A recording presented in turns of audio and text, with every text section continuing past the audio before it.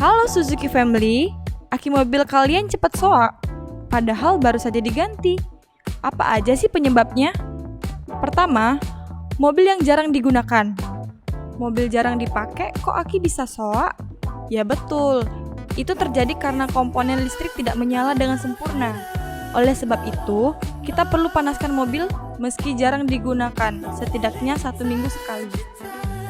Kedua, aksesoris mobil yang berlebihan. Terlalu banyak aksesoris mobil tanpa memperhatikan kapasitas dari aki mobil, akibatnya kekuatan aki pasti akan berkurang dan tidak optimal untuk menghidupkan mesin. Ketiga, habis masa pakai.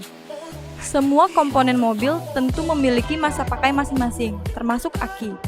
Kerusakan akan timbul apabila mobil digunakan terus-menerus secara tidak optimal.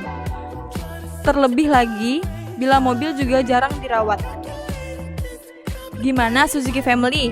Sekarang udah paham kan kenapa aki mobil kalian cepat soak? Perhatikan lagi cara pemakaiannya dan tetap harus dirawat ya, terutama dirawat di Suzuki Tamrin.